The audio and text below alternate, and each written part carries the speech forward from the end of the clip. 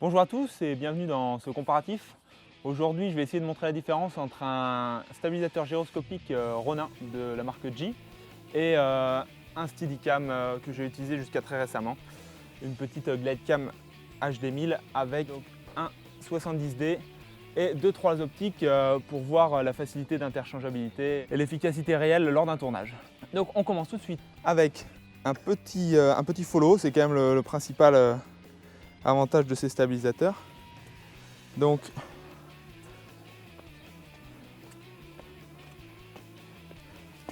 à 24 mm full frame, ça reste vraiment stable. On peut faire à peu près ce qu'on veut. Ça passe, ça passe.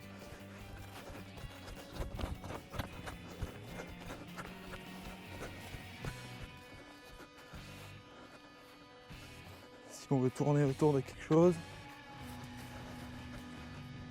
ça marche quand même drôlement bien. L'avantage, c'est aussi qu'on peut l'utiliser à une main. Donc là, ça, c'est déjà une bonne chose. Premier test est rempli. Maintenant, si on veut par exemple dézoomer sur une lentille avec une Steadicam classique, ça va complètement perturber l'équilibre. L'avantage, c'est qu'avec le Ronin, on zoome. Si ce n'est pas des lentilles trop lourdes, les moteurs compensent la différence entre l'équilibre précédent et l'équilibre secondaire. Et là, on est sur un zoom à 70 mm. Et si on veut faire un suivi rotatif, quoi que ce soit,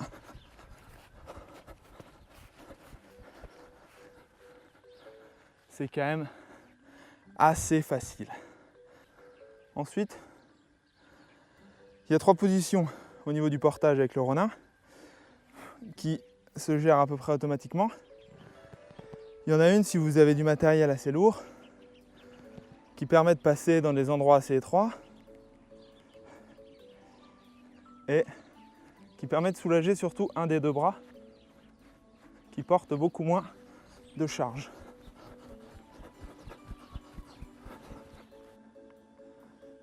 Après, si on veut cadrer plutôt en position haute, il y a une chose à faire, c'est passer.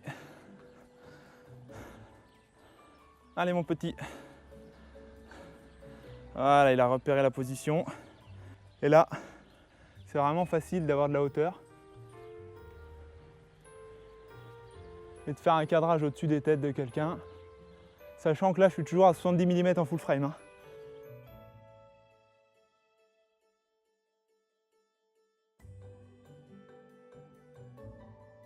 Alors, on a vu la première étape. Maintenant, on va changer d'objectif parce que parfois, on a besoin de se retrouver avec des très grands angles ou des focales un peu plus serrés sur des tournages, surtout outdoor.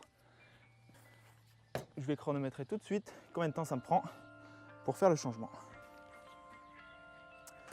C'est parti.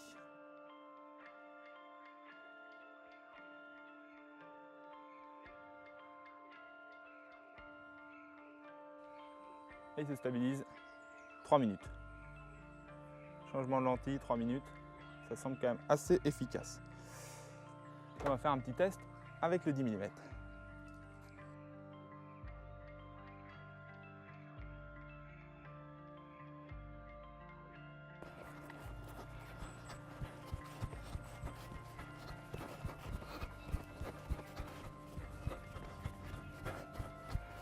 C'est ça qui est assez incroyable avec ce truc. L'horizontalité se conserve vraiment très bien.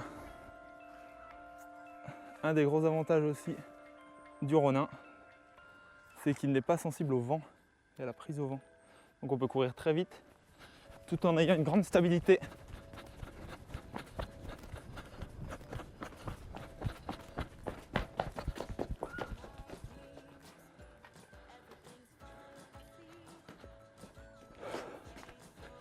Et ça, c'est assez incroyable.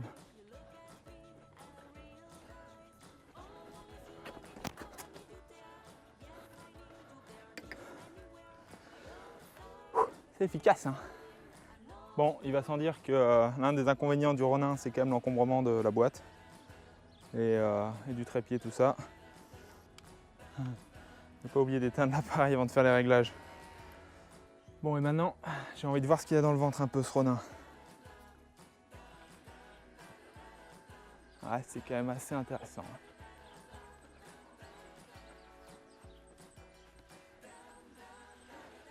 Ah, donc là, on a une stabilisation à 70 mm qui est quand même impressionnante.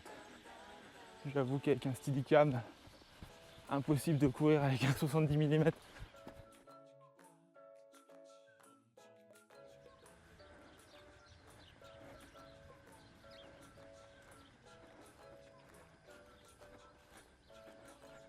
Ouais, à 120 mm, hein, c'est quand même assez impressionnant. Hein.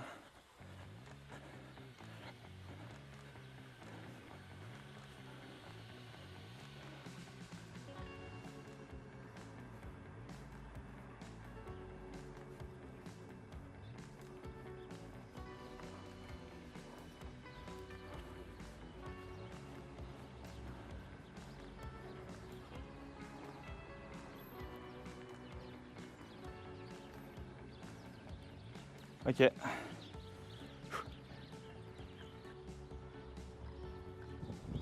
Ah, c'est pas facile d'être régulier, mais ça fait quand même des images qui sont assez sympas.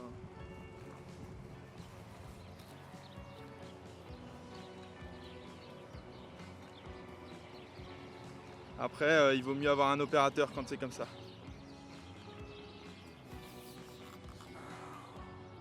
Et voici maintenant la version Steadicam à l'ancienne, GlideCam HD 1000. Donc l'avantage, c'est que pour les réglages, on va dire qu'on est un peu plus à disposition de l'écran en tactile et que ça reste plus facile à transporter. Je fais le même parcours que tout à l'heure. Donc là, je suis toujours à 17 mm.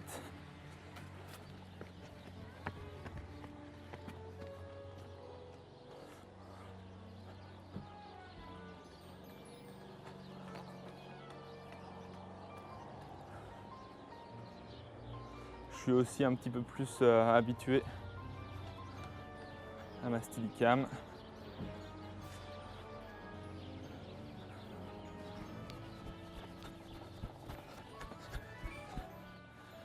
Dès qu'on est à 20 km/h, on a la prise au vent du haut qui n'est pas la même que la prise au vent d'en bas dans le module. Donc ça, c'est pas facile de compenser avec les doigts tout en restant fluide.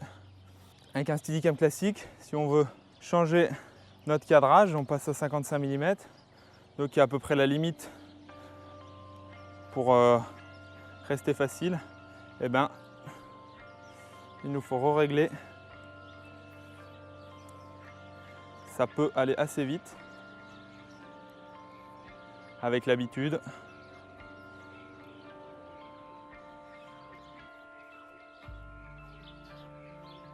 Il y a moyen de faire quand même du bon travail. Hein.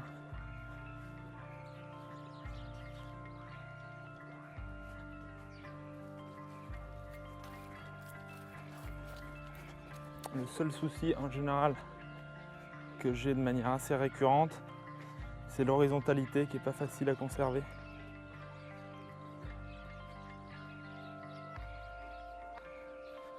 On voit forcément souvent un petit balancement.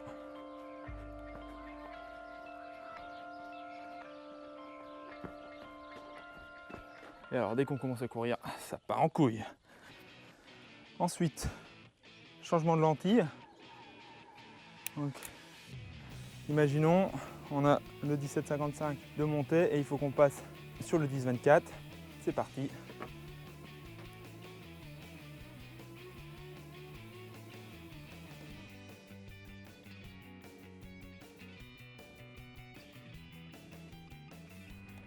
Prêt à tourner. En 2 minutes 47, forcément. Avec l'habitude, je vais un peu plus vite avec le Steadicam, mais globalement, c'est vraiment le même timing au niveau changement d'optique. Et voilà ce qu'on peut faire avec un 10 mm sur un Steadicam normal.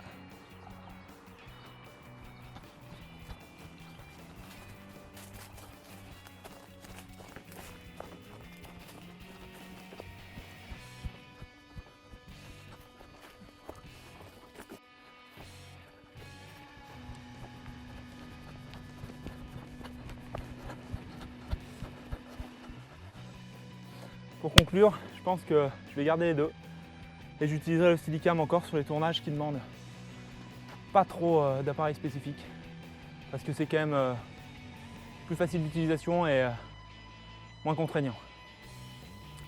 Allez, à la prochaine, amusez-vous bien.